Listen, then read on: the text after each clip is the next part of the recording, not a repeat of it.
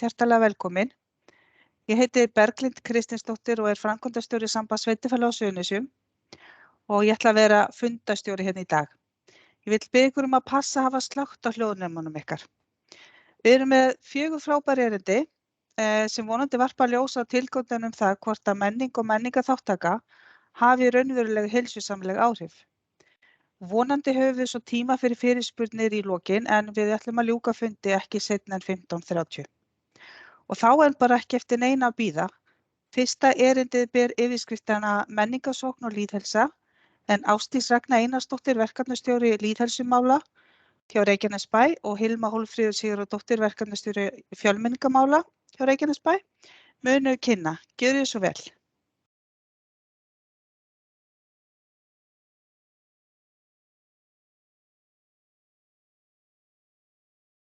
Hæ, takk hérlega. Já, ég heiti Hilma Hólmfríður og verkefnastjóri fjölmenningarmála. Og ég heiti Ásdís Ragna og verkefnastjóri lýðheilsumála. Við störfum hjá Reykjanesbæ og ætlum að segja ykkur frá rannsókn sem var unnin af Félagsvísindastofnun Háskóla Íslands fyrir sveitarfélögin á Suðurnesjum. Og við vorum svo lánsöm í Reykjanesbæ að fá það verkefni að leiða þetta verkefni hér og gerðum það í góðri samvinnu við hin sveitarfélögin og þar komu þessir þættir svolítið fram hvað menningarsókn sé að hafa áhrif á líðan fólks. Svo ég spoili nú aðeins endanum, svo ég haldi alveg örugglega athyglin ykkar. Rannsóknin að finna inn á vef allra sveitarfélagana og SSS. Mér finnst best að finna hana með því að skrifa bara eitthvað samfélagsgreining Suðurnes 2021 eða eitthvað og þá dettið þið bara beint inn á rannsóknina. Já. En ástæðan fyrir því að við erum hér, þessar 2 konur, eru eins og ég sagði, verkefnastjóri fjölmenningarmála og við fórum í þessa vegferð hér hjá Reykjanesbæ að setja okkur stefnu og höfðum ríka löngun til þess að gera stefnuáherslur okkar mælanlegar og þau verkefni sem við erum að vinna að. Og þegar að það komi tækifæri í tengslum við Suðurnesjaskýrsluna svokölluðu að þá greindum við frá þessu verkefni og náðum að stækka það þannig að þetta yrði að Suðurnesjaverkefni. Og við vorum svolítið að horfa á málefni innflytjenda og viðhorf til samfélagsins en fórum bara gerðum stærra projekt, þannig að það bara var mjög skemmtilegt.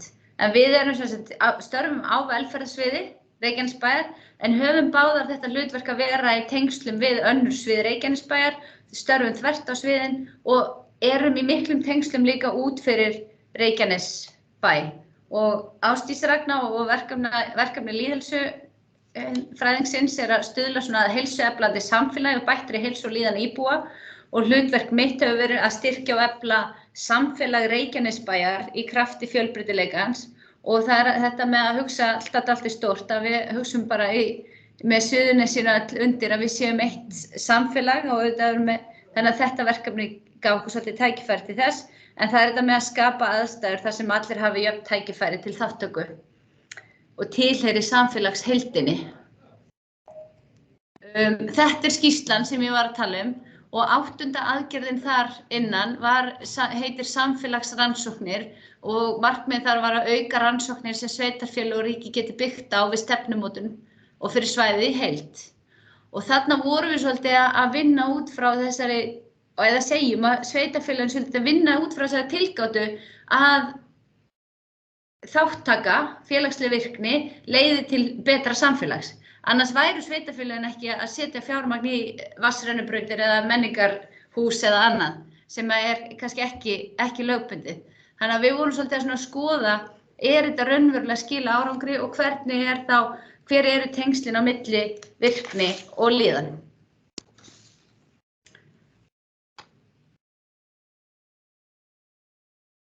Það var þrennt sem að við fengum Félagsvísindastofnun Háskóla Íslands til þess að gera, að það var að kortleggja stöðu þekkingar. Við fóru 2 ár aftur í tímann og skoða lýðheilsuvísa, félagsvísa, rannsókn og greiningu, skólapúlsinn og allt þetta sem í gangi og fóru svolítið yfir það. Þau voru með viðhorfskönnun, þar sem var spurt íbúa. Þau voru með svo rýnihópa, þannig sem fóru svona nánar í þetta. Þetta hópurinn sem var saman í því að sníða og móta og vera í samtalinu við félagsvísindastofnun. Þannig að þarna sjáum við fulltrúa sveitarfélagana allra og svo fulltrúa samband sveitarfélaga á Suðurnesjum. Í ljós kom að það eru marktæk tengsl á milli menningarsóknar og vellíðunar. Þannig að það var bara alveg skýrt þarna og það sem var alltaf skemmtilegt að það var ekki bara spurt eitthvað, ertu félagslega virk, eða hversu félagslega virkastu á skalanum 1 til 10 og svolítið spurt svona konkrétt hvort fólk væri að sækja svefn, hefði farið á leiksýningar og Ásdís ætlar aðeins að fara við það, en það var líka og líka með líðan, ekki spurt bara líður þér vel á skalanum 1 til 10 eða hversu vel líður þér. Þannig að ætlum aðeins að fara við það líka. Þannig að það var, ég var alltaf ánægð með það og þetta svona gefur okkur tækifæri líka til að endurtaka þessar spurningar og vera að koma með einhver svona grunnlínumælingu. Auðvitað var erfitt að gera þessa rannsókn á þessum tíma. Við fengum fjármagni þarna í maí 2020 og við vitum öll hvað var í gangi árið 2020 og 2021. Þannig að spurningarnar og viðhorfskönnunin lögð fyrir sumarið 2021 þegar við erum búin að vera í COVID í rúmt ár. Þannig að fólk var beðið að hugsa tímann fyrir COVID, hversu virk ég þegar ekki COVID. Þannig að það alveg vandamál, en það var samt tækifæri í því við fengum fjármagn út af þessu, þessari áherslu sem var lögð á Suðurnesin. Þannig að það var bara svo. Hann gerir algjörlega, svona segir okkur góða mynd. Hér á vef Reykjanesbæjar þá lítur fréttin svona út og ég hvet ykkur bara til þess að skoða hana og algjörlega þessi verið að grúska í þessari rannsókn. Svarendahópurinn var svona. Við erum að fara yfir núna viðhorfskönnun, ég sagði ykkur áðan að þetta var þrískipt. Við erum að fara yfir fyrirliggjandi gögn, leggja fyrir viðhorfskönnun og vera með rýnihópa. Núna svolítið að tala viðhorfskönnunina. En ef við skoðum rannsóknum þá þetta þrennt og þetta bara stórt og viðamikið og mikið fagfólk sem fór yfir þetta. Þannig að svarendahópurinn var svona. Við konur erum einhvern veginn aðeins líklegri virðist vera til þess að svara könnunum og ég held ég verði líka að segja við sem erum svona aðeins komin yfir yngsta hópinn að þið sjáu þeir sem eru eldri, eða svona 40 ára eldri eru líklegri til þess að svara heldur en þeir sem yngri eru og íslenskt ríkisfang líka líklegra til þess að svara. Og það áskorun í samfélagi Suðurnesja því hér býr ungt fólk og hér býr líka fólk af erlendum uppruna. Og við vorum alveg í því samtali við félagsvísindastofnun með að við værum með hóp íbúa sem svona áskorun að ná til. Þannig að það var rætt að leggja svona ekstra effort í það og það var algjörlega gert. Og líka bara almennt svona eins góðar og spurningakannanir eru til síns brúks þá orðið svona svarhlutfall í þeim fer lækkandi ár frá ári. En Ásdís ætlar að segja eitthvað svona aðeins frá niðurstöðunum. Já. Sko, ef við skoðum fyrst í rauninni bara hvað þátttakendur voru svona ánægðastir með í tengslum við búsetu í sveitarfélaginu, að þá í rauninni má eiginlega segja bara að þeir hafi verið væru svolítið að fá svona það besta úr báðum heimum og þeir tölum nála til dæmis við náttúru, atvinnulíf, þrátt fyrir að þetta væri í rauninni svona fámenn samfélög en samt fjölmenn og íslenska mælikvarði í rauninni, þú voru ánægð með atvinnu og þjónustu. Og eins líka ánægð með bara íbúa og mannlífið og við getum í rauninni þarna bara túlka svolítið mannlífið sem menningu. Þannig að svona almenn ánægja með margt sem kom skemmtilega óvart og ef við kíkjum aðeins á í rauninni í niðurstöðunum var þetta menningarsókn sem snýr þá að söfnum og listsýningum að þá erum við að sjá samanburðinn á Suðurnesjum versus bara á Íslandi í heild sinni. Og við erum í rauninni að sækja söfn og listsýningar í minna mæli heldur en aðrir á Íslandi samkvæmt þessum tölum og við þurfum svolítið að ná þeim sem eru svona í þeim hóparna að fara aldrei á að sækja þessa viðburði og í rauninni að fá þá sem að þeir sem eru grænir, þeir ætti að vera ljósbláir. Þannig að við viljum auðvitað, við sjáum það ákveðin sóknarfæri og en við erum komið þá allavega með einhvern mælikvarða sem að nú við getum unnið eftir og nú bara að gera betur þarna. Þannig að við viljum auðvitað bara að hvetja alla áfram til að sækja bæði sýningar og söfn og viðburði. En þetta allavega gögnin sýna okkur þetta. Og svo ef við skoðum leikhús eða leiksýningar og þarna náttúrulega verið að bera saman áfram Ísland og Suðurnesin, að þá sjáum við að það eru 40% íbúa sem eru að sækja leikhús 1-2 sinnum á ári og það þó minna heldur en annars staðar en við erum að gera auðvitað bara mjög flotta hluti og og eins og staðan núna til dæmis ef ég bara tala út frá okkur í Reykjanesbæja þá Leikfélag Keflavíkur búin að vera að setja mjög vel sóttar sýningar núna, leiksýningar núna undanfarið. Það var fyrsti kossin sem var að vera að keyra í haust og svo grís núna nýverið en það væri auðvitað bara mjög gaman að gera aftur mælingu og mæla þessa leikhússókn og menningarsókn til að sjá svona munin svona eftir á. Þannig að þetta sýnir okkur allavega þessa tölur. Svo eru niðurstöður sem snúa því að þegar fólk að sækja klassíska tónleika að þá við erum aðeins minna virk þar heldur en annars staðar og ég veit ekki hvort það kannski bara framboð kannski minna bara á þessu svæði sem getur kannski skýrt þessa niðurstöður en ég vil þó benda á að það eru Mozarts tónleikar í Dúshúsum þess að fara með rétt mál sem eru framundan þannig að auðvitað hvetjum við fólk til að kynna sér það ef þeir sem hafa áhuga á því. Þannig að við erum sennilega svona meiri popkultúr samfélag á Suðurnesjunum því að samkvæmt þessari glæru að þá erum við greinilega að sækja í rauninni annars konar tónleika og kannski það bara áhersla sem ætti þó frekar að leggja upp með ef áhuga sig og fólki kannski liggur svolítið þar.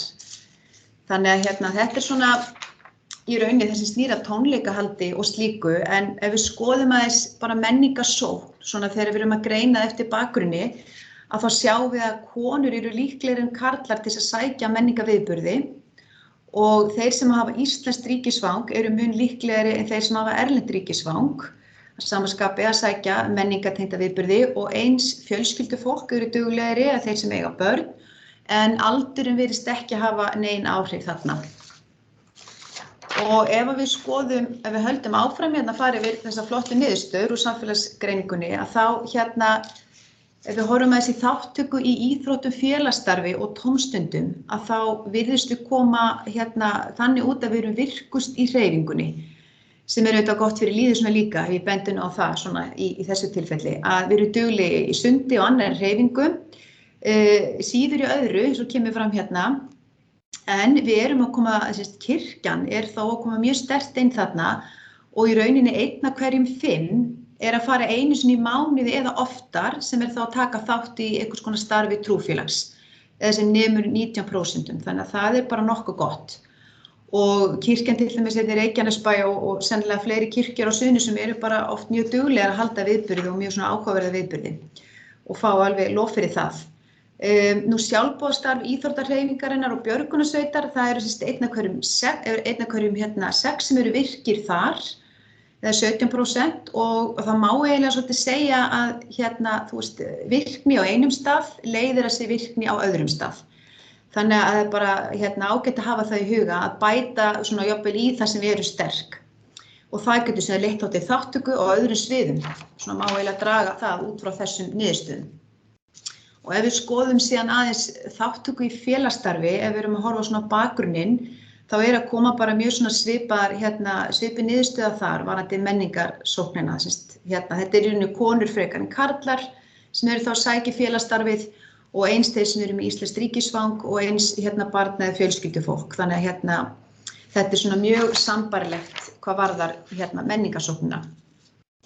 Nú aðeins spurningarna sem Hilma fór nú inn á áðan, það var náttúrulega spurt líka líðan og sem var gott að fara svolítið á dýptina þar og í rauninni með þessum spurningum sem var verið að spyrja að þá var verið að mæla líðan út frá virkni og Félagsvísindastofnun krosskeyrði svörum við þessum spurningum sem þið sjáið þarna á glærunni og svörum við spurningum virkni, þá félagslega virkni og menningarsókn og spurt var líðan með frekar svona nákvæmum hætti og þær voru tengdar, sem spurningarnar voru tengdar hegðun og upplifun en ekki eins og vorum að tala áðan svona einföldum svörum, bara hvernig líður þér.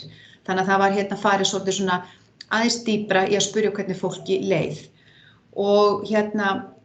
Og þetta í rauninni svona svokölluð grunnýluleg mæling, þannig að þarna erum við með svona góðar upplýsingar fyrir okkur til þess að hafa og væri áhugavert að endurtaka þetta. Að það þyrfti ekki að endurtaka alla rannsókna því hún var á mjög stórum skala en það var þetta taka ákveðna þætti úr henni og endurtaka til þess að sjá og fylgja því aðeins eftir. Eins og ég segi, við erum með spurningar hérna sem við getum lagt á fyrir aftur í þjóðarbús eða öðru. Það var smá búsetumunur á virkni og líðan og það virðist vera sem svo að menningarsókn var mest í Reykjanesbæ og það gæti verið nálægð og fjölbreytni í úrvali sem væri kannski líklega skýring þar. En eins og ég sjá þarna þá eins og ég segi, það svona þarna verið að bera saman sveitarfélögin, Reykjanesbæ, Suðurnesjabæ, Grindavík og Voga, varðandi menningarsókn, þátttöku í íþrótta- og tómstundastarfi og félagsstarf og líðan. Ef við förum aðeins í sjá tengsl, virkni og líðan, við skoðum aðeins niðurstöður sem lúta því að þá þegar var búið að stýra fyrir bakgrunnsbreytum, svo sem kyni, menntun, uppruna og aldri, þá benda niðurstöður til þess að það séu tengsl á milli líðan íbúa Suðurnesja og virkni þeirra í félags- og menningarstarfsemi. Og þeir þátttakendur könnunarinnar sem voru duglegri að sækja tónleika, kvikmyndahús og leiksýningar töldu líðan sína almennt betri en þeir sem sóttu slíka viðburði sjaldnar. Þetta lykilatriði. Þá var jákvætt samband á milli líðan þáttakenda og virkni þeirra í félagsstarfi að teknu tilliti til fjölda menningarviðburða sem þeir sóttu. Þannig að samhliða aukinni þátttöku í ýmiss konar félagsstarfi, þá trúfélaga, stjórnmálaflokka, sjálfboðastarfi og svo framvegis, þá batnaði líðan þáttakenda. Við vitum þó ekki hvort kemur á undan, þannig að hvort þú værir að taka þátt af því þér líður vel eða líður vel af því að þú tekur þátt. En við getum haft áhrif á tækifærin til þátttöku og við getum haft áhrif á framboð á viðburðum. Ef við tökum bara svona megin niðurstöður úr þessari viðhorfskönnun hjá þátttakendur með íbúum á Suðurnesjum, þá svona almennt bara mikil ánægja með búsetu á Suðurnesjum, það góður andi í sveitarfélögunum, ánægja með þjónustu við fólk og fyrir eldra fólk, það gott samtal milli foreldra og skóla, ánægja með útistöð og heilsustíga, almenn ánægja með gæði og framboð íslenskunámskeiða á Suðurnesjum og þarna erum við rauninni búin að fá staðfestingu á tengslu milli félagslegrar virkni og líðan og að virkni leiði til frekari virkni og aukinnar vellíðunar. Þannig að eitthvað fleira sem að þú vilt bæta við þetta, Hilma? Nei, ég vildi bara einmitt kosta svolítið vel inn á þetta með hvað við getum gert. Við getum stutt við það að fólk hafi tækifæri til þess að sækja sér menningar og vera í félagslegri virkni og vera með þennan hvata þar inni. Þannig mér finnst það mjög góður punktur. Og svo bara þetta með að þessi greiningavinna sem við höfum lagt upp með núna fyrir Suðurnesin í heild, það gerir stefnumótun okkar markvissari og fjárhagsáætlunar vinnu skilvirkari. Þannig að ég bara hvet ykkur endilega til þess að skoða þetta frekar og við erum að halda áfram. Við fengum líka styrk úr lýðheilsusjóði til þess að skoða enn frekar það sem að tengist lýðheilsumálum og erum með núna 5 eða 6 rýnihópa sem að Félagsvísindastofnun er að vinna fyrir okkur. Þannig að þetta allt svona angi út frá þessari greiningavinnu og svo erum við mögulega líka að fara í meiri vinnu með þeim að ræða beint við notendur í þjónustu og fá svona upplifun af þjónustu sem tengist ekki beint svona menningamálum en það tengir sannarlega að opinberri þjónustu og líðan. Þannig að bara og eins og sagði með COVID-tímana, við erum að gera þetta í COVID-inu og svo finnum að núna allt að fara á stað eins og Ásdís nefndi með leikfélagið og það svo jákvætt og það væri svo gaman að endurtaka endurtaka núna því að það búið að vera þessar 2 stóru leiksýningar eftir að rannsóknin var unnin. Bara takk fyrir okkur og bara takk fyrir að vekja athygli á þessu málefni og bara halda hennar viðburð. Þetta bara frábært framtak hjá okkur. Kæra þakki fyrir þetta Ásdís og Hilma tek undir með ykkur. Þetta var mjög áhugavert og getur einmitt nýst í mjög marga þætti. En þá komið að næsta erindi og það Sigurjón Baldur Hafsteinsson sem prófessor í safnafræði við Háskóla Íslands. En erindi hans ber yfirskriftina COVID, svefn og vellíðan. Gjörðu svo vel, Sigurjón. Já, takk fyrir. Ég ætla að deila með ykkur glærum.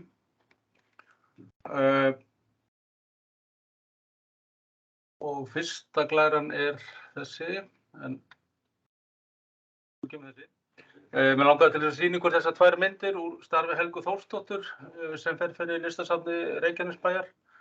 En hún fyrir hönd listasafnsins og ég veit að bókasafnið og byggðasafnið í Reykjanesbæ, bara sem dæmi, það nokkur önnur dæmi sem ég veit en þessir aðilar fóru mjög hressilega á stað í byrjun, fljótlega í byrjun COVID-tímabilsins til þess að auka og rjúfa þetta hyldýpi sem við fórum í byrjun og ekki síst þessa félagslega einangrun. En söfn eru staðir mannræktar, rækta og þroska fólk á öllum aldurskeiðum og einnig staðir samfélagsræktar, rækta félagsleg tengsl og styrkja. Og undanfarin 2 ár sem COVID-faraldurinn hefur geisað hefur það sýnt sig að fólk þarf á félagslegum tengslum að halda og gildi samfélagslegra stofnana eins og safna hefur sýnt sig að séu mikilvægar. COVID-tímabilið hefur þar af leiðandi brugðið sterku kastljósi á virkni safna sem heilbrigðisstofnanir og að séu stofnanir sem stuðli að vellíðan íbúa, einstaklinga, hópa og samfélagsins. Fyrir mörgum þetta kannski óvæntur vingill á söfn, en þegar betur að gáð hafa þau alltaf verið í þessu hlutverki. Þau hafa haldið utan minningar, miðlað þekkingu og boðið upp á afþreyingu og þannig lagt grunninn að góðum samskiptum. En faraldstímabilið hefur líka sýnt okkur að söfn og kannski aðrar menningarstofnanir eru brothættar. Ofuráhersla sem dæmi margra safna og rekstrar aðila þeirra á að þau eigi að þjóna fyrst og fremst erlendu ferðamönnum hefur sýnt sig að þegar þeir hverfa geta söfn ekki byggt starfsemi sína á þeim. Söfn hafa líka verið misjafnlega í stakk búin til að breyta kúrs í faraldrinum og miðla á tímum samkomutakmarkana til einstaklinga, hópa og samfélagsins starfsemi sinni með stafrænum hætti. Og af þessum 2 dæmum má sjá að fyrirhyggjan í starfsemi safna hefur brugðist. En kannski má segja að fyrirhyggjuleysið sé hluti af stóru vandamáli sem COVID-faraldurinn hefur afhjúpað. En vandamálið eru almenn viðhorf fólks til safna og kannski almennt til menningarstarfs. Yfirskrift þessa málþings menning heilsusamleg, málþing tengsl menningar og lýðheilsu að mínu áliti ekki ofarlega á baugi þegar kemur að því hjá fólki að hugsa söfn og menningu almennt. Eða með öðrum orðum, fólk sér almennt ekki að söfn og menningarstarf tengist lýðheilsu sjónarmiðum fyrst og fremst. Þetta málþing því kærkomið tækifæri til að skerpa á og kannski má segja leiðrétta sýn fólks á söfn og annað menningarstarf. Eitt af því sem COVID-tímabilið sýnt okkur að það yrði engum. Allt fólk hér á landi, sama hvar í sveit var sett, ríkt eða fátækt, fór ekki varhluta af veirunni. Smá og stór fyrirtæki og stofnanir urðu fyrir barðinu á faraldrinum og ríkið, samrekstur okkar allra á samfélaginu, þurfti að taka skellinn líka. Og afleiðingarnar voru félagsleg einangrun, tekjumissir fyrir marga og verulega skert lífsgæði. Á tímabilinu bentu ýmsir hópar í samfélaginu á, eins og fatlaðir, að ástandið væri ekkert nýtt fyrir þeim. Þeir einstaklingar búa að mörgu leyti við COVID-ástand þó að ekkert sé COVIDið. Fyrir þá sem eru ekki að glíma við fötlun eða skerðingar var slík ábending óvænt og gaf innsýn inn í veröld sem fáir óska sér að búa í til langframa. Félagsleg útskúfun sem allir þurftu að finna á eigin skinni reyndist því uppgötvun fyrir marga sem gátu nú sett sig í spor fatlaðra en líka annarra hópa eins og fátækra, sjúklinga, atvinnulausra og svo framvegis. Hópar sem daglega þurfa af ýmsum ástæðum að glíma við félagslega einangrun á grundvelli stöðu sinnar. Félagslega einangrun heilsufarsvandamál, ekki út frá þröngu sjónarhorni lækna og hjúkrunarfræða, heldur breiðara sjónarhorni eins og forvörnum í gegnum heilsusamlegan mat, hreyfingu eða tækifærum til þess að njóta menningar. Gott húsnæði heilsufarsmál og sömuleiðis að samfélagslega stofnanir eins og söfn bjóðu upp á aðgengi fyrir alla. Þeir sem eru bundnir við hjólastól eiga að geta ferðast söfn og sýningar án vandkvæða. Hugrænt aðgengi að þeim stöðum þarf líka að vera til staðar. Að það sem borið á borð fyrir fólk sé þannig úr garði gert að hægt sé að njóta þess án þess að gerð sé sú forkrafa sem dæmi að gestir séu langskólagengnir. Fræðimenn á sviði safnafræða hafa margsinnis bent á að það þurfa að skoða miklu betur en gert hefur verið hingað til hvernig samspilið á milli heilsufólks og félagslegra og hagrænna þátta. Og í kjölfarið á því hvernig bæta megi þær aðstæður sem við búum við í dag til að hámarka vellíðan fólks og þar með heilsu þess. Á COVID-tímabilinu var lögð rík áhersla á slíkt samband og ógrynni af lengri og styttri greinum birtust á netinu þar sem komið var inn á þessi mál. Á einu stað sem dæmi var bent á hversu mikilvæg svefn væri fyrir geð og félagslega heilsu eldri borgara, bæði fyrir þá sjálfa en líka þá aðila sem veita þeim stuðning eins og félagsþjónustu þeim til handa.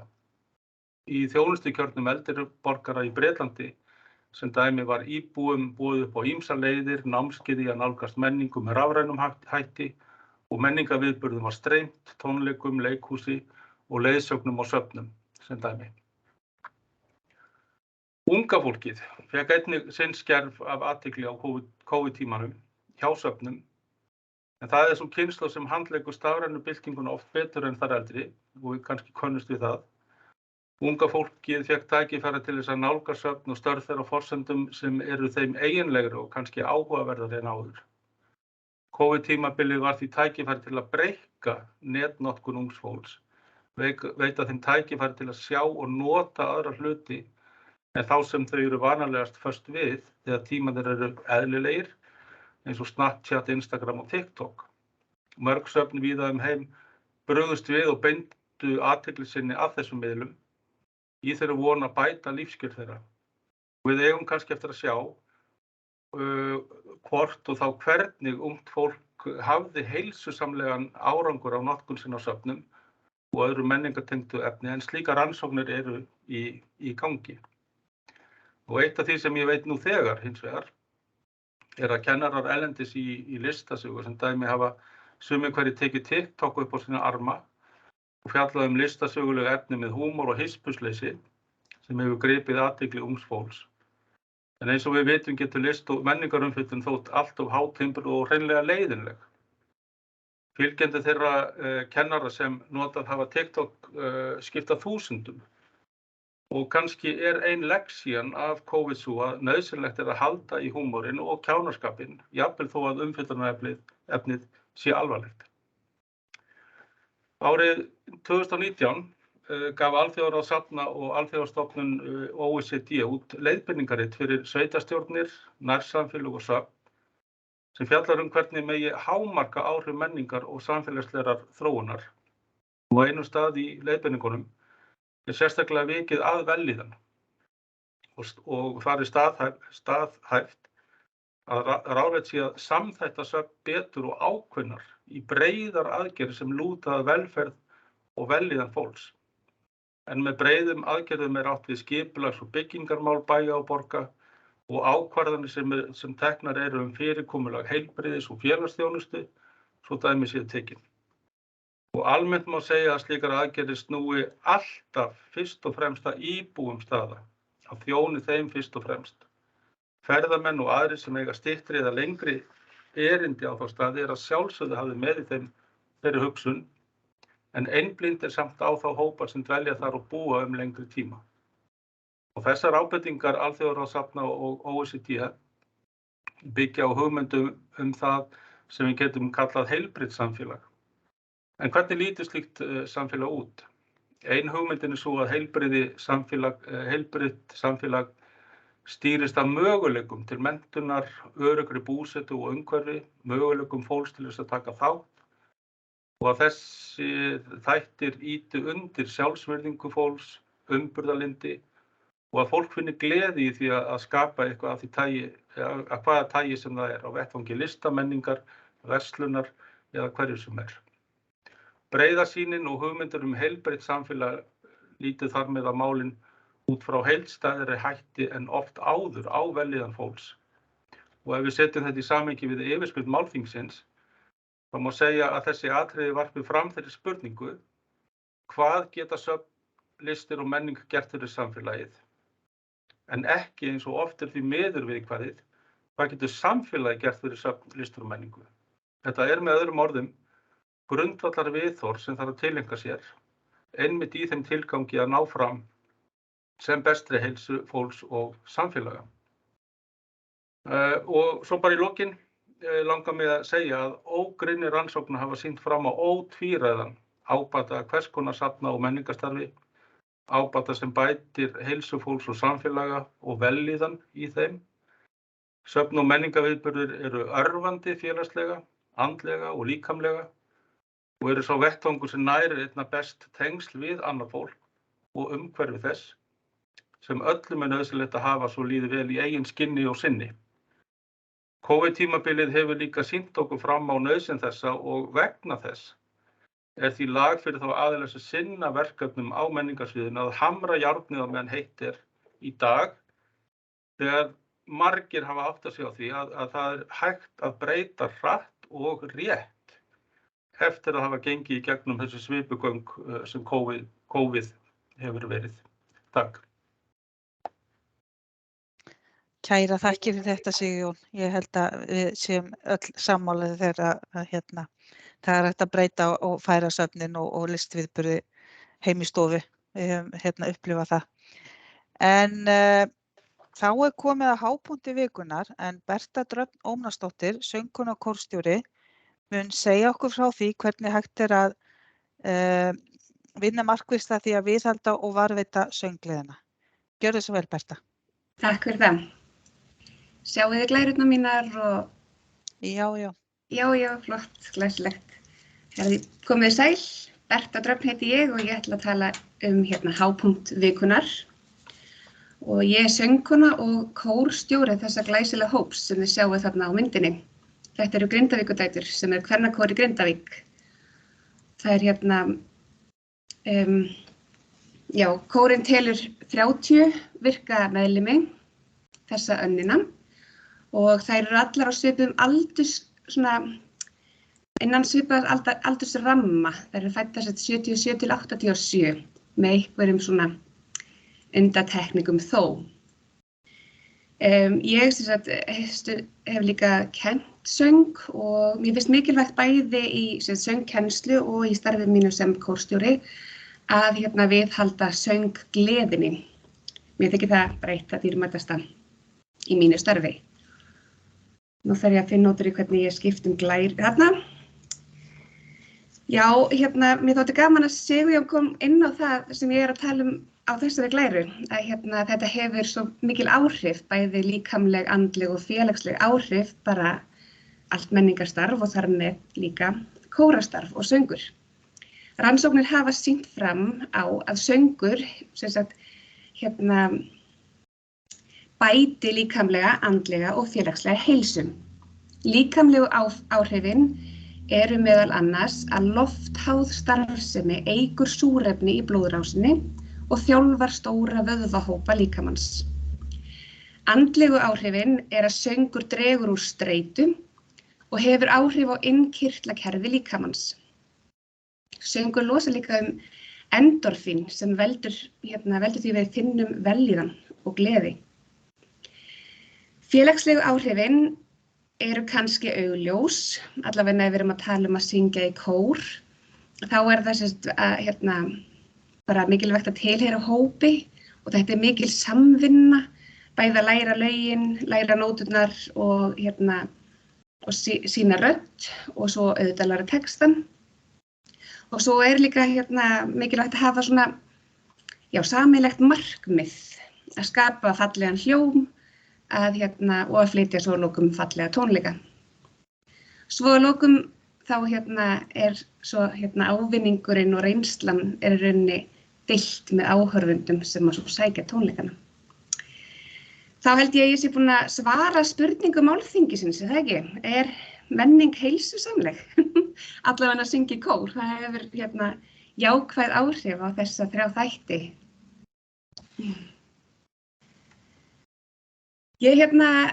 Við undirbúning þessa erindis þá fékk ég óháðan aðila til þess að útbúa fyrir mig einfalda könnun sem ég lagði fyrir hópinn minn, Grindavíkurdætur. Og mér fannst það bara mikilvægt til þess að hafa eitthvað marktækt til að byggja á í þessu erindi, en svo líka bara til þess að meta líðan kórmeðlima og til að sjá hvað ég get gert betur. Könnunin var mjög stutt og ég fekk 100% svörun sem ég þykir rosalega ánægjulegt. Það voru 9 spurningar, 8 spurningar með sömu svarmöguleikunum, eins og þið sjáðu á skjánum, það var mjög sammála og ég verið mjög ósammála. Og svo var 1 opin spurning í lokin sem að hljóðar svo, eitthvað sem þú vilt bæta við í lokin. 2 kórkonur svöruðu þeirri spurningu með svarinu hápunktur vikunar, sem ástæða fyrir titli erindisins. Já, á glærunni þá sjáum við fyrstu spurningu könnunarinnar. Þær voru sem sagt allar mjög sammála að það veiti þeim ánægju að syngja. Mér svo sem grunnaði það og að því það ákveðin skuldbinding að syngja í kór, það ákveðin skuldbinding að ætla sér að mæta einu sinni í viku, læra lögin, taka þátt, leggja sitt af mörkum til þess að búa til fallega tónleika. Þannig mig grunaði að niðurstaðan yrði svona og mér finnst það bara mjög ánægjulegt. En það staðfesti líka það sem ég talaði í upphafi, að það mikilvægt að varðveita þessa söngleði, bara til þess að þær séu ánægðar með starfið og til þess að þær halda áfram að vilja koma. Og þess vegna finnst mér mikilvægt að ég bara spyrji sjálf á mig, bara hvernig get ég náð þeim markmiðum mínum. Og það í rauninni þessi 4 punktar sem að ég legg upp svolítið mikið með í mínu starfi. Það sem sagt númer 1 að taka þátt í ákvörðunum, að það sé ekkert yfirvald. Það til dæmis í kórnum hjá mér, þær velja lögin, þær eru með svona hugmyndakassa þar sem að þær hafa skoðun hvað við syngjum næst og svona, næstu önn. Og svo finnst mér líka mikilvægt í þessum fyrsta punkti að hlusta á þær og vera hvetjandi og byggja þær upp frekar heldur en draga úr þeim. Svo punktur númer 2 að vinna markvisst og meðvitað. Mér finnst líka á þeim punkti þá finnst mér mikilvægt að þær viti svolítið prógramið, þær vita hvað við erum að fara að vinna, hvað við erum að fara að gera næstu æfingu. Svo finnst mér líka gott að koma inn svona reglulegri fræðslu, bara bæði varðandi söng, tækni og öndun og líka bara svona aðeins lögin og ekki bara leiðrétta, heldur líka segja af hverju, eða útskýra af hverju þær þurfa að breyta einhverju. Punktur númer 3, vera skapandi. COVID hefur nú ýtt undir það alveg töluvert, maður hefur ekkert komist upp með annað heldur en að vera skapandi og aðlagast breyttum aðstæðum aftur og aftur. En þar sem sagt fjölbreytileiki mikilvægur fyrir mér að brjóta upp æfingar og uppákomur og vera ekki að gera alltaf eins. Þetta hefur alveg það kannski svolítið svona, þetta hefur verið svolítið stækkað þessi partur hjá mér að vera skapandi. Ég hef svolítið svona gefið þeim meira vald, þær hafa til dæmis sjálfar útsett núna 2 lög. Við höfum bara farið í svona ákveðna workshop vinnu þar sem þær bara fá að ákveða hvernig þær vilja syngja einhver lög sem hefur bara heppnast rosalega vel og rosalega skemmtileg vinna. Síðasti punkturinn bara eitthvað sem ég uppgötaði núna við gerð þessa erindis að þetta mikilvægt að gera svona kannanir. Þótt þetta sé innanhús könnun þá fékk ég samt utanaðkomandi aðila til að búa hana til og þetta alveg nafnlaust, þannig ég veit ekki hver sagði hvað. En það rosalega mikilvægt fyrir mig að sjá bara hvort að þær séu ánægðar og hvort ég geti bætt mig á okkurum stöðum. Það er bara svona aðeins að vera hratt yfir könnunina. Þetta er sem sagt, já, 2 af spurningunum. Ég hlakka til að mæta á kóræfingar og mér líður vel á kóræfingum. Þar var svörunin bara mjög jákvæð, myndi ég segja. Svo kom að ég verið stressuð fyrir kóræfingar og mér finnst gaman að koma fram á viðburðum með kórnum. Þarna þetta svona allt litrófið nánast og kannski svolítið skiljanlegt að sumar geta orðið stressaðar í báðum þessu tilfellum.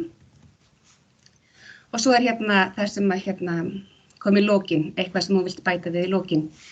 Og það voru bara skemmtileg komment sem kom í svörunum hjá þeim. Ég setti bara öll svörun inn.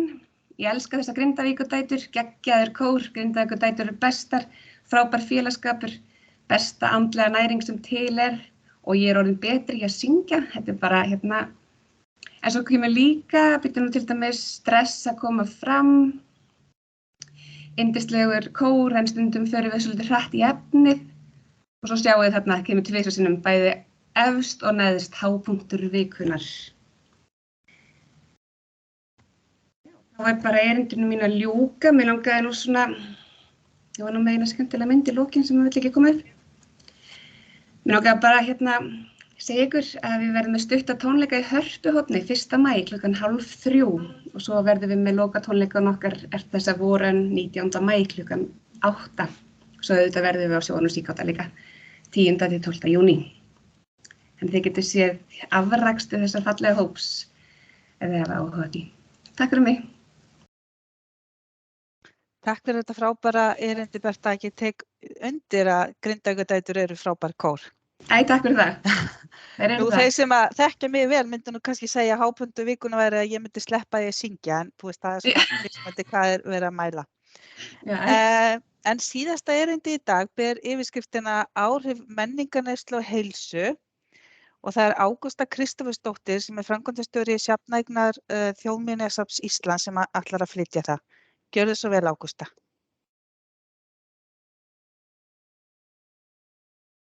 Heyrið í mér? Ljómandi vel. Það er gott. Ég komin hingað talandi úr Þjóðminjasafninu í Hafnarfirði, höfuðstöðum þess hér í nágrenni við ykkur, til þess að segja ykkur frá verkefni sem ég vann þegar ég var forstöðumaður lista á menningarmiðstöðvar Hafnarborgar í Hafnarfirði. En Hafnarfjarðarbær hefur frá árinu 2015 verið með verkefni Heilsubærinn Hafnarfjörður í gangi og voru stofnanir bæjarins, bæði skólar og félagsþjónusta, íþróttastarfsemi og önnur starfsemi bæjarins hvött til þess að tileinka sér hugmyndafræði heilsueflandi samfélags til eflingu lýðheilsu í bæjarfélaginu.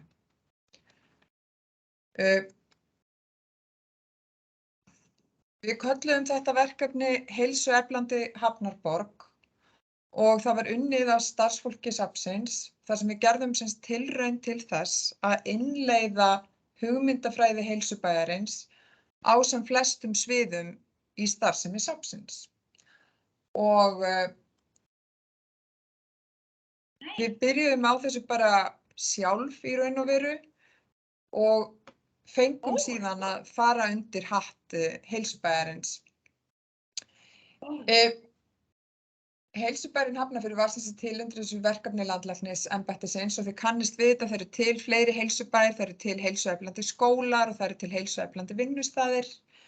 En ef við horfum á það sem á að einkenna heilsueflandi samfélag, samkvæmt því sem að landlæknisembættið segir, að þá er það virk þátttaka samfélagsins í heild, hagsmunaaðila úr öllum geirum, starfið á að byggja á bestu þekkingu og reynslu á hverjum tíma, þá ekki að valda neinum skaða, þá að skapa jöfnu til heilsu með almennum aðgerðum sem taka mið af þörfum viðkvæmra hópa og þá að leggja út frá hugmyndafræði sjálfbærni.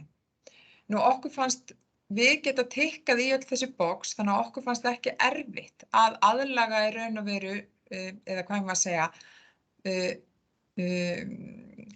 innleiða þessa stefnu í starfsemi Hafnarborgar, jafnvel þó svo að það sé bara myndlistar og menningarhús, eða ekki bara. Þá langar mig að koma hérna með smá svona grafíska mynd af því sem í ótrúlega lélegum gæðum hérna frá landlækni, ja, en það verður bara að hafa það. En þið sjáu svona hvað þetta sem verið að tala sem á að stuðla sem þetta bættri heilsu í samfélaginu. Það svona þessi ytri atriði, félags-, efnahagslega og menningarlegar aðstæður og náttúrulegt og byggt umhverfi. Og það eru þarna nokkur atriði sem að við klárlega gátum tengt við einhvern veginn strax. Við náttúrulega tengjum strax við þessar menningarlegu aðstæður. Við horfum á íþróttir, tómstund og menningu. Að við getum sem sagt lagt áherslu á það í okkar starfi og við vorum þegar með á dagskrá mörg atriði sem að pössuðu við í raun og veru þessa hugmyndafræði.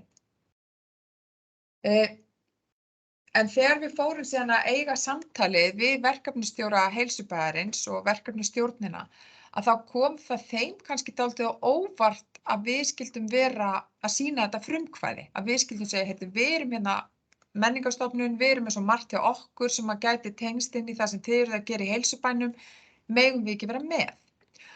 Og ég fikk að koma á fund og kynna þetta og hérna, já, það kom þeim kannski svona skemmtilega og óvart hvað það var í raun og veru mörg box sem að við tikkuðum í. Af því að þau kannski sáu mest fyrir sér að við værum að sprikla innan menningar hlutina, að við ætlum að fara að hoppa upp og niður inn í listasafninu eða fara að stunda jóga eða eitthvað annað, en það var í raun og veru alls ekki það sem við höfum í huga, heldur voru það aðrir þættir í okkar starfsemi sem voru þegar á dagskrá sem við sáum sem heilsueflandi. Þannig að það var ekki bara sprikl innan menningarverðmæti.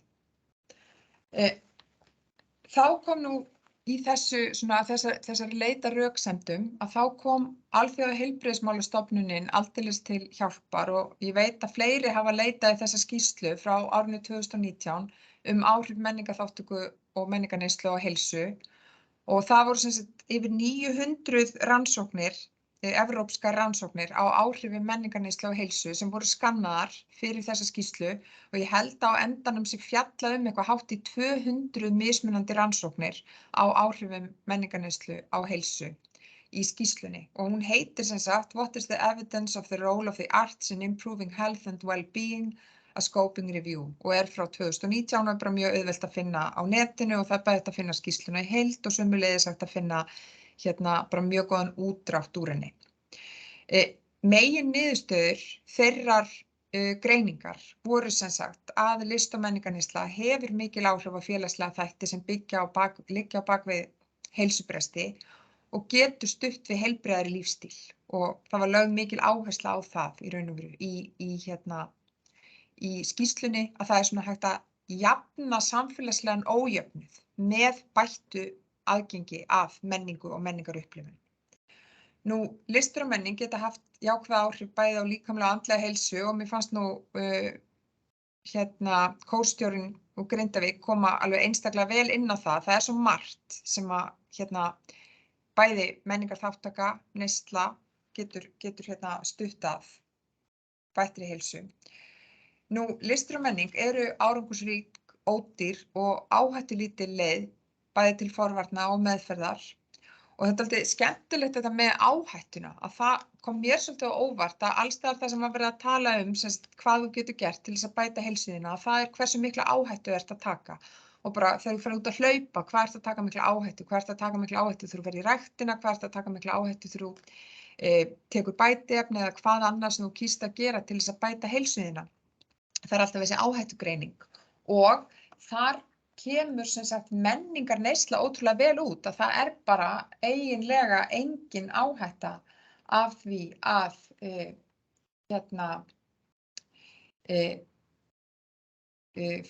neyta menningar nema kannski helst bara leiðindi. Það í raun og veru stóra áhættan. En það sem svo frábært við leiðindi og var nú alltaf sagt við mig þegar ég var barn að það væri hollt að leiðast af því að þá þyrfti maður nú virkilega að leggja á sig eitthvað til að hafa ofana fyrir sjálfum sér. og þannig að ég segi bara það hollt að leiðast. Þannig að ef að menningarneyslan framkallar ekkert nema leiðindi hjá þér, þá þarft þú bara að læra það, að lifa menninguna af og finnur þá einhverja seiglu innra með þér til þess að gera það. En hvað er menningarneysla? Við erum náttúrulega búin að heyra hér ýmislegt, en það í raun og veru óendanlega langur listi. Og hann gæti verið miklu lengri og fjölbreyttari heldur en þessi listi sem ég með hér. En þið sjáið að ég bæði með það sem maður getur kallað beina neyslu, sem sagt það að einhver sé mataður á einhverju, þú mætir á einhvern viðburð og þú í raun og veru bara þarft að vera bara í viðtökugírnum. En við erum líka með þátttökuna. Og þáttakan svo mikilvæg. Þáttakan skilar okkur á margan hátt kannski ennþá meiri árangri heldur en bara móttakan. Að með því að taka þátt að þá eflum við sjálfstraust okkar og það eru fleiri þættir sem við svona njótum við það. Og mig langar sérstaklega að benda á hér bandarískt verkefni sem heitir Off by For All og leitt af bandarískum verkfræðingi sem núna vinnur í safni og heitir Nina Simon. Og það gengur út á sem sagt bara hvað menningarstarf og svona þáttaka getur gert fyrir samfélagið. Það ekki bara fyrir einstaklingana, heldur bara fyrir samfélagið allt, samfélagið sem heild. Og hún sérstaklega þá ofta að hugsa svona það sem maður getur kallað jaðarsetta hópa. En hvað það svona beint sem við græðum á menningarneyslunni? Og ég ætla nú bara að taka svona kannski tvennt sem að það annars vegar hvað það sem við erum að virkja og hins vegar þessi útkoma sem við getum fengið út úr því sem við erum að virkja. Við virkjum okkur fagurfræðilegu skynjun, við virkjum ímyndunaraflið og skynfærin, sjón, heyrn, snertingu, lykt. Við erum að virkja tilfinningar. Hver kannast ekki við að hafa fellt tár í bíó eða jafnvel á tónleikum, jafnvel á myndlistarsýningu, eða grátið yfir eigin söng. Við virkjum vitsmunina, við fáum vitsmunalega örvun, við eigum félagsleg samskipti og oft þurfum við líka til þess að njóta menningar að stunda einhvers konar hreyfingu, eins og til dæmis með því að ganga og skoða til dæmis á söfnum. Og hver getur útkoman úr þessu verið? Jú, hún getur verið bætt sjálfsvitund og tilfinningastjórn, hún getur verið lífeðlisfræðileg, hún getur verið bara minnka stresshormón, bætt ónæmiskerfi og styrkt hjarta- og æðakerfi. Það félagslegu áhrifin, þau náttúrulega minni einsemd og einangrun og aukin félagslegu stuðningur, bætt félagshæðun og síðan þessi hegðun, aukin hreyfing, bættir lífshættir og þróun hæfileika. Og eins og ég segi, það bara eiginlega engir áhættuþættir. Það bara eina áhættan bara að þið gæti sem sagt mögulega leiðst eða komist að því að þú syngir ekki vel eða sérst ekki góður að teikna, en þá getur þú bara þroskað og þróað þá hæfileika og ögrað sjálfum þér. Hvað var það þá sem við vorum að gera í Hafnarborg? Nú, það mjög vel staðið að menningarstarfsemi hjá Hafnarfjarðarbæ. Það ókeypis aðgangur að söfnunum og að mjög mörgum þeim viðburðum sem söfnin standa fyrir ókeypis aðgangur. Og það strax stuðlar náttúrulega að jafnara aðgengi fólks, þannig að þessi þröskuldar ekki eins háir eins og þau getur verið. Og það, þið sjáu hér þennan lista, en mér langar kannski sérstaklega að segja ykkur frá því verkefni sem að svona kveikti dálítið í mér gagnvart þessu og það eru hádegistónleikarnir. Og það eru hádegistónleikar sem eru 10 sinnum á ári við veturinn í hádeginu á þriðjudögum og eru svona cirka hálftími. Og þeir eru búin að vera í, heldur bara yfir 20 ár, þessir hádegistónleikar, alltaf óperutónleikar eða svona klassísk tónlist. Og ég hef nú ekki sérstakann áhuga á óperutónlist en þurfti að taka þetta verkefni þegar ég byrjaði að vinna í Hafnarborg og sitja þessa tónleika og ég get sagt ykkur, ég sem nú frekar svona kaldlynd manneskja eðlisfæri, ég grét á þessum fyrstu tónleikum. Vegna þess að þarna komu yfir 200 manns, allt meira og minna fólk komu á eftirlaun. Þarna komu stórir hópar af heilabiluðum frá 2 dagvistunarúrræðum í Hafnarfirði og Reykjavík. Og þarna var fólk sem stóð upp á þessum tónleikum og hrópaði bravo og virkilega naut sín og maður fann að þetta var einhver svona hápunktur mánaðarins að koma á hádegistónleika í Hafnarborg, hitta vini og kunningja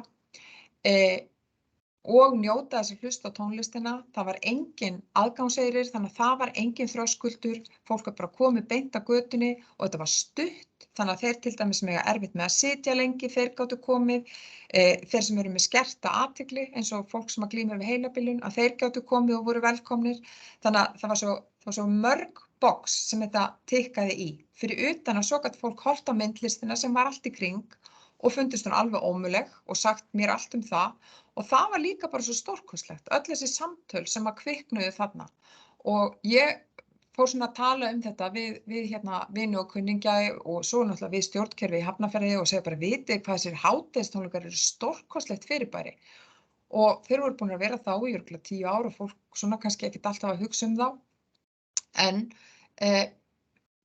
samt þannig að það var allavega alveg á hreinu að það ætti ekki að fara að leggja þá niður og ég hvatti bæði bæjarstjórann og fleiri í stjórnkerfinu til að koma og sjá hvað þetta væri í raun og veru stórkostlegt og ég held að allir voru sammála það sem að upplifðu þetta að þetta var og er mjög vel heppnað og heldur áfram að vera stórkostlega vel heppnað undir stjórnina Antonio Hevesi sem á nú kannski ekki minnstan þátt í því hvað þetta er fínt ásamt því sem það Hafnarfjarðarbær hefur ákveðið að þetta eigi að vera ókeypis. Það var svo gaman að þegar ánægja íbúa í Hafnarfirði var könnuð kom í ljós að ánægja með starfsemi Hafnarborgar, hún var mjög mikil, sérstaklega í elsta aldurshópnum, þar sem að bara yfir 80% voru mjög ánægja með starfsemina og það var náttúrulega skrifað fyrst og fremst á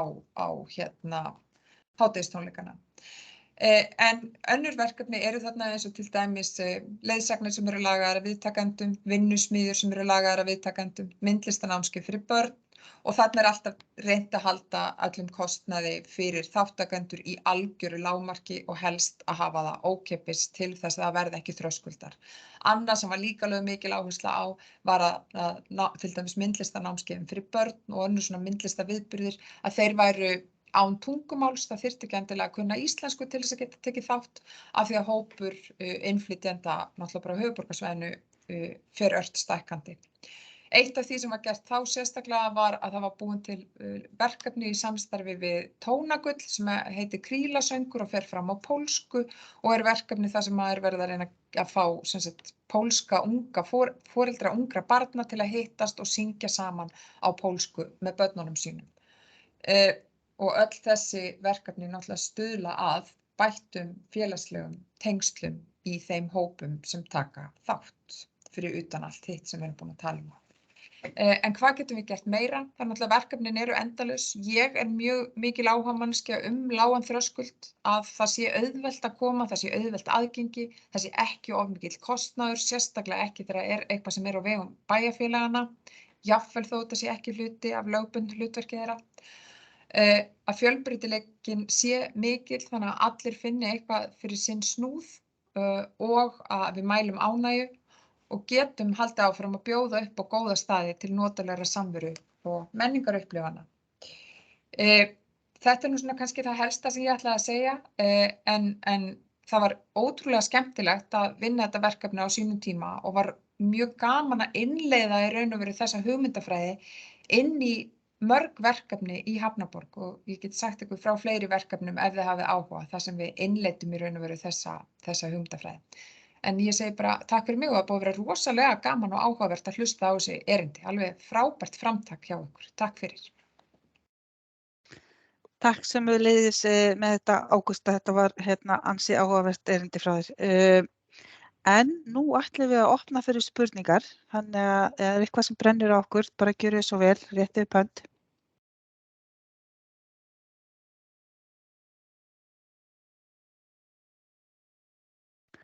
Já, ekki öll í einu, koma svo. Elsa Guðný Björgvinsdóttir, gjörið svo vel. Já, góðan daginn, komið sæl. Takk fyrir þetta mjög svo áhugaverða ráðstefnu. Ég heiti Elsa Guðný og ég safnstjóri Minjasafns Austurlands og Egilsstöðum. Mér fannst mjög gaman að hlusta á öll erindin. Ég hef með smá spurningu til Ágústu. Þú varst að tala vinnustofur og leiðsagnir sem voru svona miðaðar að viðtakendum. Voru þið þá svona að beina athygli að einhverjum sérstökum hópum eða hvað getur svona aðeins farið nánar út í hvað þið gerðu þar? Já, sko, til dæmis eitt af því sem við gerðum var að reyna að vera með vinnustofur sem voru án tungumáls, sem er alveg ótrúlega áhugaverð verkefni að vinna. Þannig að leiðbeiningarnar væru allar þannig að fólk gæti tekið þátt án þess að þurfa að kunna íslensku. Og það var til dæmis bara þetta að þú væri tilbúin með prótótýpur af því sem þú ætlaðir að gera, fá fólk til að gera, áður heldur en vinnustofan hæfist. Að þú væri með svona nokkur lög af því hvernig væri hægt að gera og að þú væri með nógu marga leiðbeinendur á staðnum til þess að hægt vera að leiðbeina öllum þeim sem kæmu. Og við vorum nú yfirleitt með svona kannski 25 gesta viðmið, að það væri ekki fleiri en 25 gestir og það voru þarna mjög eftirminnileg dæmi þar sem að fólk kom með börnin sín, talaði ekki íslensku og gat átt mjög góðar stundir í samfélagi við aðra og jafnvel þá farið að tala saman út frá því.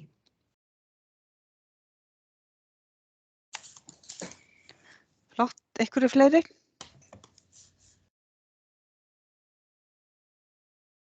Nei.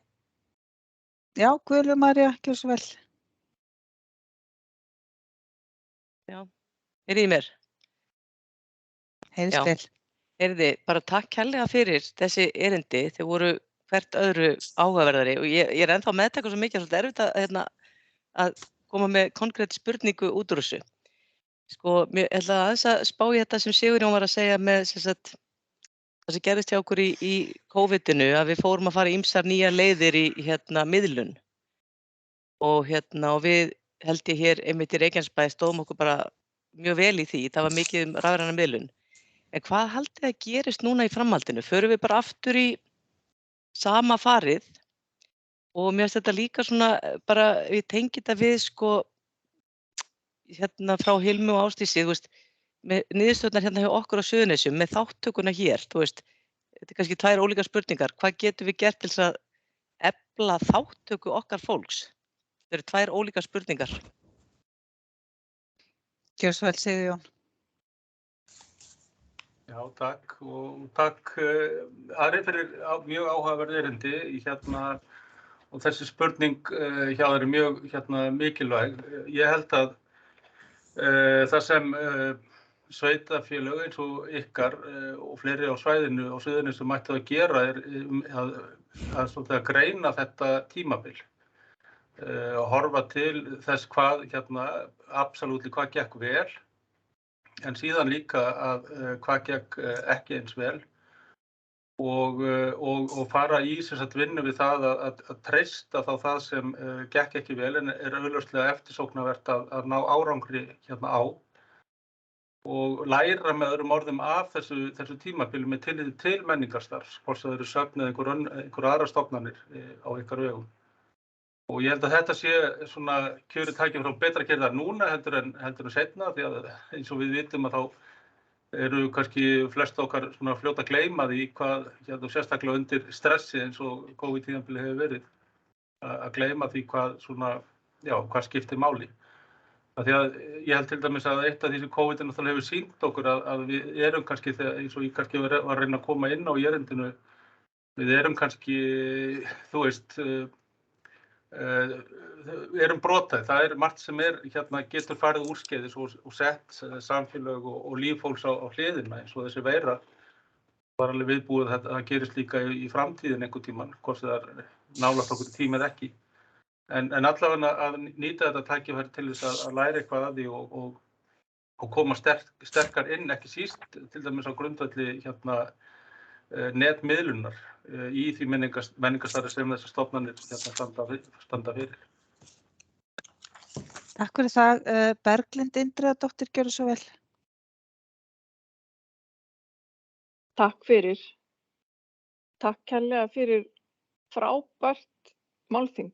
Það er búið að vera mjög auðvelt að halda athyglinni sem að getur verið svolítið krefjandi á svona Teams-fundum, löngum. Ég er iðjuþjálfi og er ein þeirra sem standa að farsætja öldrun þekkingarmiðstöð sem er svona frumkvöðla starfsemi sem að svona langtíma markmiðið er að verði stofnuð þekkingarmiðstöð með öldrunarmál að norrænni fyrirmynd. Og það er búið að vera sérstaklega ánægjulegt í dag að heyra talað samfélagsrækt, félagsrækt í samhengi við heilsueflingu. Af því að það er svo ótrúlega Við erum svo ótrúlega fljót til að tengja einhvers konar heilsueflingu bara við líkamsrækt. Þannig að þetta málþing alveg ótrúlega kærkomið og ég virkilega þakklát ykkur sem stóðu að þessu og eru búin að tala hérna í dag. Mér langaði að spyrja Ágústu varðandi ykkar verkefni. Hvort að þið hafið eitthvað sérstaklega verið að taka inn í að því að Hafnarfjarðarbær að innleiða er þáttakandi í heilabilunarvænu samfélagi. Hvort að það kom eitthvað inn í þitt starf. Og svo langar mig að spyrja líka varðandi fyrsta erindið. Niðurstöðurnar sem að þið voruð að kynna, eigið þið þær meira sundurliðaðar fyrir þennan hóp, elsta hóp, 70+.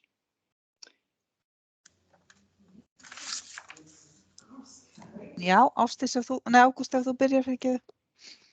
Já, sko, ég held að heilabilunarvæna samfélagi var ekki farið að stað þegar ég hætti í Hafnarborg, en ég veit að það er búið að taka ennþá betur utan þennan hóp. Og við vorum í samtali bæði við Maríuhús og við Drafnarhús og það var mikill áhugi og ég veit að það hefur verið boðið upp á núna til dæmis upp á leiðsagnir og svona sérstaklega sniðnar þessum hópi. En ég veit að Andri er hérna einhvers staðar á meðal áhorfenda. Hann kannski getur svarað þessu betur en hann er menningarfulltrúi í Hafnarfirði og veit allt sem hægt er að vita þetta örugglega. Á ég að fá að bregðast við það? Já, vertu ófeimin, gerðu svo vel. Ég reyndar er ekki sjálfur í stýrihóp heilsueflandi samfélags, þannig ég er ekki alveg með þetta á tæru en ég veit að þessir hópar vinna allavega saman og það sama fólki sem situr í stýrihópi heilsueflandi samfélags og er í þessu verkefni heilavinni. Þá ætla ég að gefa boltan yfir til dúetsins Ásdísar og Hilmu. Þið voru búin að biðja orðið og það er líka spurning á okkur, þannig að gera svo vel. Já, takk. Ég svo sem þetta með það sem Gulla var að tala áðan með svona aðeins hvað getum við gert og nefndi okkur í því samhengi og þá ég hugsaði þrennt þar svo ég byrja á því viðbragði. Ég held að við megum í auknum mæli fókusa á það sem vel er gert og það sem eins og niðurstöðum okkar þá var samfélag Suðurnesja kannski svona minna fyrir klassíska tónleika og meira fyrir leiksýningar eða meira fyrir annars konar tónleika að þá eigi að setja svolítið fókus þangað, ekki fara þá að reyna að bæta þar sem við kannski minnsta sókn, skiljið hvað ég meina.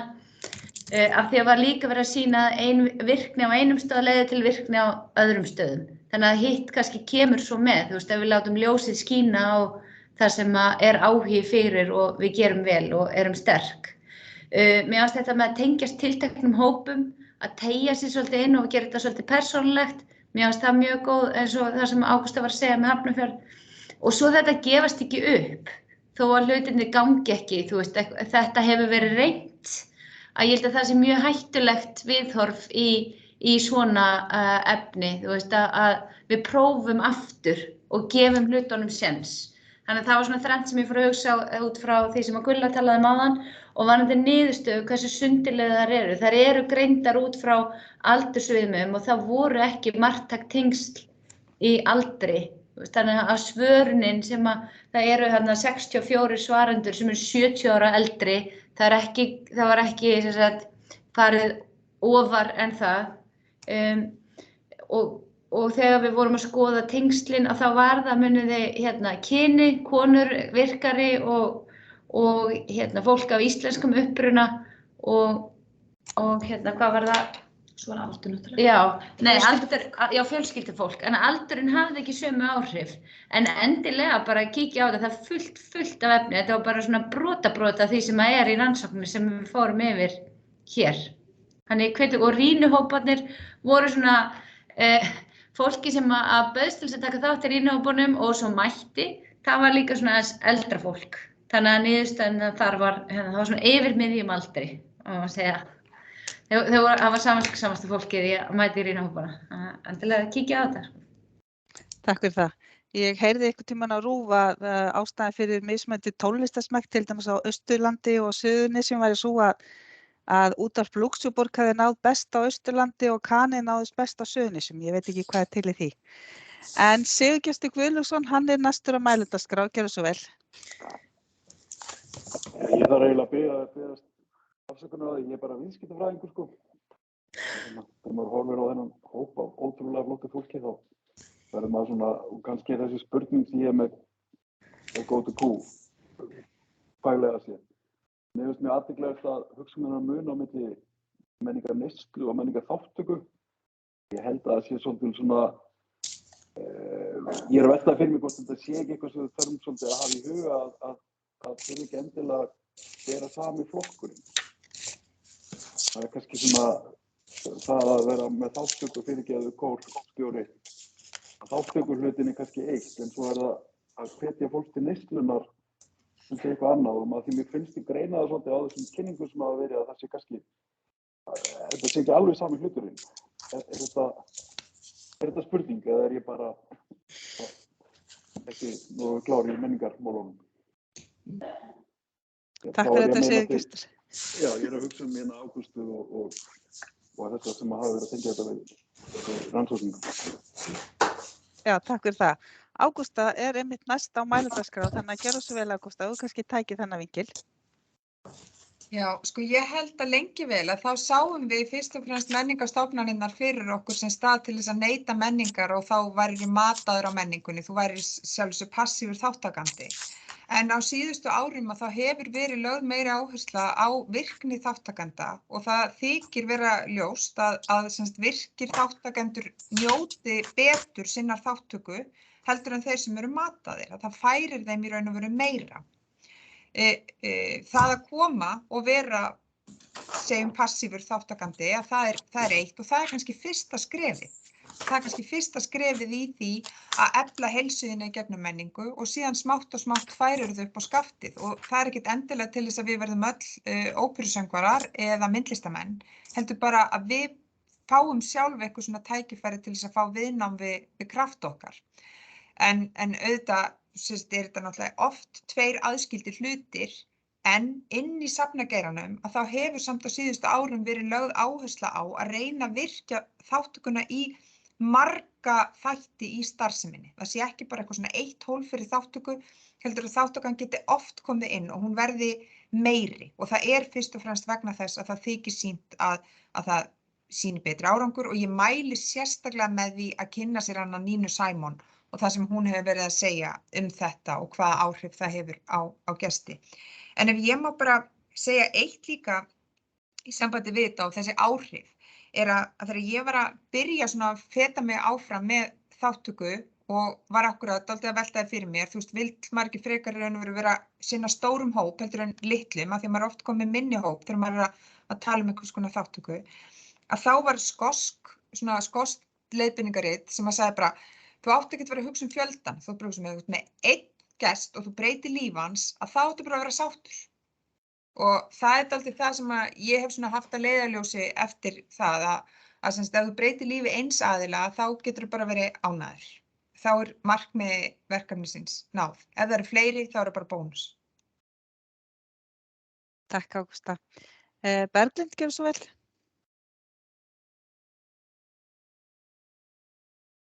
Já, takk. Mér langar eiginlega bara í beinu framhaldi að þessu sem Ágústa var að segja að taka undir það. Að það skiptir mjög miklu máli að breyta fyrir einn. Það er gríðarlega mikilvægt og við erum að horfa á alla þessa þætti sem að menningin hefur jákvæð áhrif á. Það er verið að fara yfir allt spektrum og kom svo ótrúlega skýrt fram hvað þetta er heilsueflandi. En af því að öldrun og öldrunarmáli eru mér sérstaklega hugleikinn og ég sá þarna sérstaklega eina glæru í fyrsta erindinu hjá ykkur þar sem kom mjög skýrt fram að súlan fyrir 70+, hún var langstyrst í þáttökunni. Að bara undirstrika það að 70+, þetta er aldurskeið sem spannar 35 ár. Íslendingar eru að verða svo langlífir. Við erum með stækkandi hóp fólks sem nær því að verða 100 ára og eldri. Þannig að við erum að tala um 35 ára bil.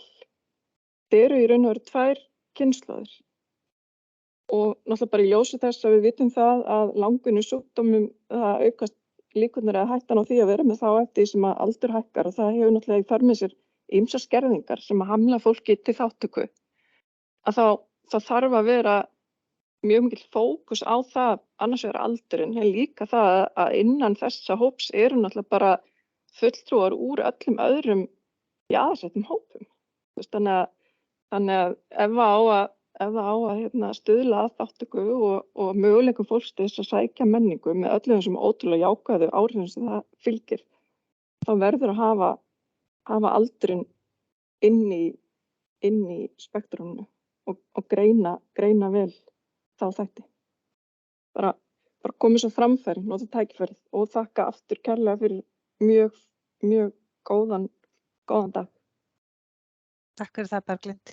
Krummi, gerðu svo vel, þú ert næstur. Já, góðan daginn. Krummi heiti ég. Ég listamaður og kennari frá Reykjanesbæ og hef það nýja titil að vera menningartengill fyrir Suðurnesin. Spurningin mín kannski til hann Ágústu í Hafnarfirði út frá því sem hún var að kynna.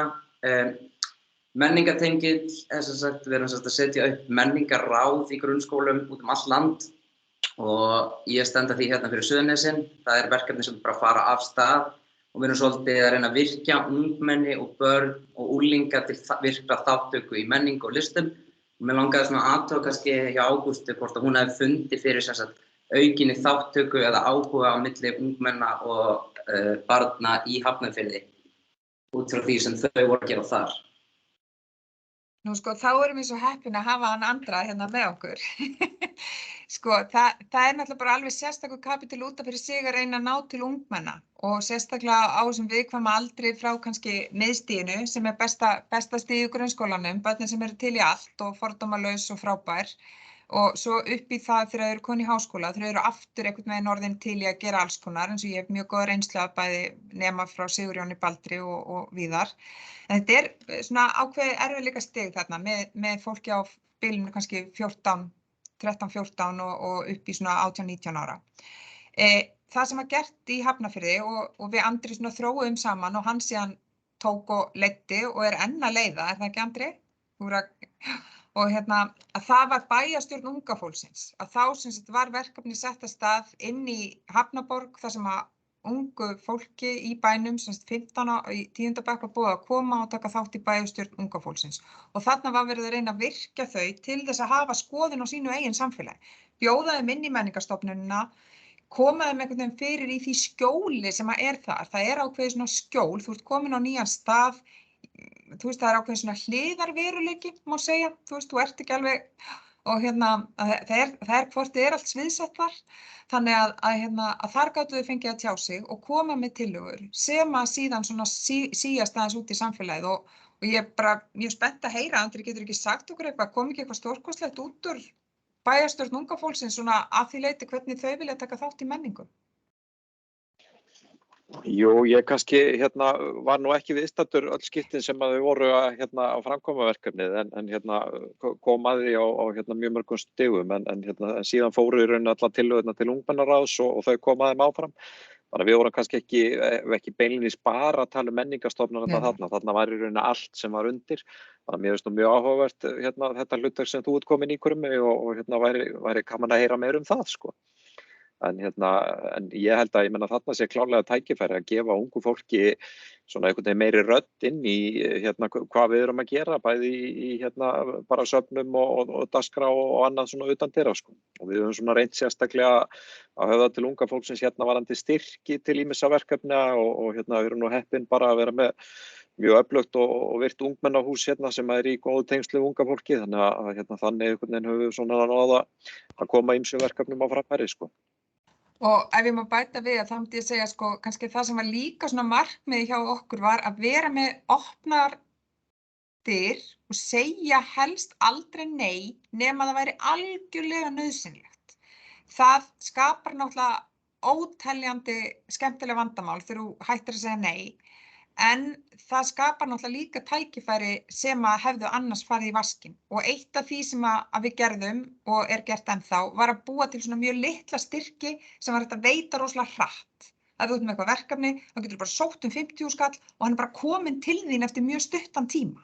Og þetta til dæmis var, held ég, ákveðin svona game changer fyrir mörg svona minni verkefni. Að þá finnurðu líka að sveitarfélagið ætlar ekki bara að gleypa hugmyndina einhvern veginn og spýtin út eftir 5 ár, heldur það bara hægt að getur gerst jáfnvel á nokkrum dögum, sem að ég held að fyrir ungt fólk sem kannski aðeins óþolinmótt eftir niðurstöðum alveg magnað.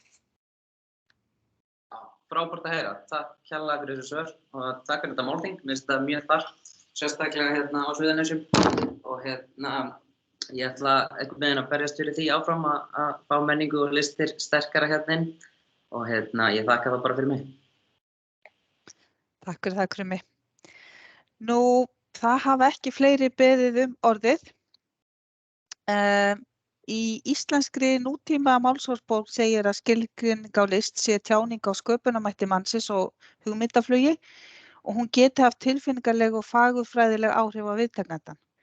Ég held að við getum verið öll sammála það að erindi dagsins í dag hafi sýnt fram á það að list hefur bein áhrif á lýðheilsu og ef þið eigið 1 mínútu og 13 sekúndur til að eyða aukalega í dag þá hvet ég ykkur til að fara inn á YouTube og finna myndband sem að Baldvin Z gerði og ber yfirskriftina Líf án lista. En í því sjáum við hvernig líf okkar væri ef það væri ekki til listir og það væri ansi litlaust. En það komið að lokum hjá okkur í dag. Ég vil þakka þeim sem að fluttu erindin hérna. Ég vil þakka menningarfulltrúum sveitarfélaganna Suðurnesjum fyrir þeirra frumkvæði og ykkur fundamönnum fyrir góða og frábæra fundasetu. Að þessu sögðu þá slít ég þessu málþingi og njóti dagsins. Takk fyrir mig. Takk fyrir. Takk fyrir.